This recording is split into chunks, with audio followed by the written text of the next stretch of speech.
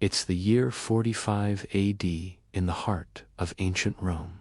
You're the wife of a powerful senator. Your husband is away at the forum, debating politics.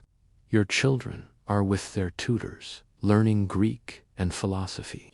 You're preparing dinner, just another quiet day inside your villa. And then, a knock. Outside, you see the imperial guard. Their faces are unreadable, their armor glinting softly in the fading sunlight. They're not here to arrest your husband. You've done nothing wrong.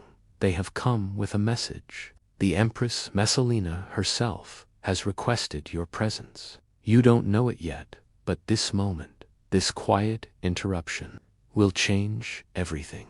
Your marriage, your family's reputation, your dignity. All of it will soon become entertainment for the most powerful woman in the empire. A woman for whom humiliation was just another Tuesday night. Tonight, we're stepping into one of Rome's darkest stories. A hidden world of exploitation, power, and secrets. A story buried beneath marble statues and imperial pageantry. Take a deep breath. Let's walk together into the shadows of imperial Valeria Messalina. The name echoes through history. The young, stunning empress who ruled alongside Emperor Claudius for 7 years. A woman remembered by historians as beautiful, clever, and politically ambitious. She gave Claudius an heir. She helped stabilize the empire after the chaos of Caligula's assassination. On the surface, she appeared to be the perfect imperial consort, but history hides its darkest truths in silence. Because behind the grand ceremonies and marble statues, Messalina was orchestrating one of the most disturbing systems of exploitation the ancient world had ever seen.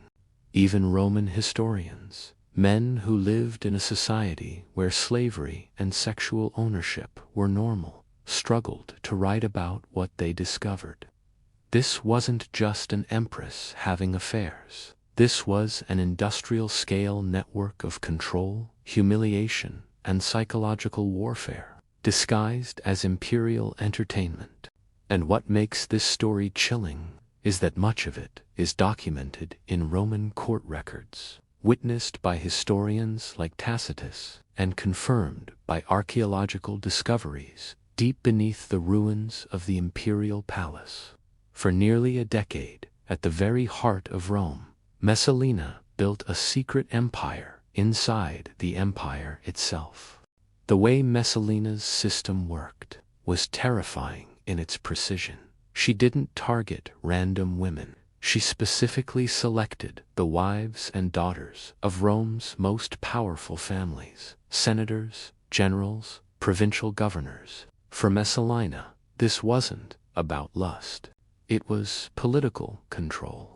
Imperial scribes created recruitment lists, detailed files on every woman of interest, which families owed political favors, which husbands needed promotionship, daughters carried the right beauty, status, or temperament. The records show that women were rated like merchandise. Their appearance, personality, family alliances, even medical profiles. Everything was tracked. Schedules, client preferences, revenue reports. This wasn't chaos, it was a business. And when your name appeared on that list, there was no saying no. Messalina's envoys arrived at your home with polite smiles and an imperial seal. They told you this was an honor, a personal request from the Empress. Refusing wasn't just dangerous, it was unpatriotic. Your husband's career, your children's safety, your family's legacy, all of it depended on your loyalty to Rome. Inside the palace, everything that defined you, your name, your dignity, your freedom, was stripped away. You became, in their words, an imperial asset. And the clients, they were not ordinary men.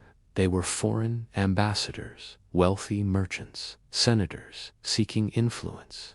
men who paid a premium specifically because they were promised the wife of a senator or the daughter of a consul. This wasn't hidden, it was institutionalized. The empire's power brokers dined together, and your humiliation became their entertainment. For Messalina, exploitation wasn't enough. She transformed the suffering of noble women into public sport. She hosted competitions, endurance contests, where Rome's most respected women were forced to compete against professional prostitutes. One infamous account survives. Messalina challenged Rome's most celebrated courtesan, Sylla, to see who could sleep with more men in 24 hours. According to Pliny the Elder, who lived through this, Messalina won 25 encounters. One day, spectators watched. Inside the palace, rooms were modified into private theaters. Roman elites gathered to witness noblewomen, wives, daughters, leaders, kin, stripped of dignity for sport. And still, there was more. Messalina weaponized intimacy for political blackmail. And there, in those same gardens, Rome's most dangerous woman met her end, executed quietly, without ceremony. Beneath the same sky that once crowned her with power, Messalina's story isn't just about one woman. It's about how power shapes morality, how language rewrites truth, and how exploitation can become policy when hidden behind ritual and prestige. For 7 years, thousands suffered in silence, women's names erased, children marked by shame, generations haunted by choices they never made. Rome called it imperial service. We know it now for what it was. The disturbing part, history echoes. The tools Messalina used, shame, fear, prestige, blackmail, entertainment, are timeless. Understanding how it happened in Rome helps us recognize when shadows creep close in our own world. The ruins remain, the documents survive, and so do the stories of voices lost beneath marble halls and gilded ceilings. This was the empire's darkest secret.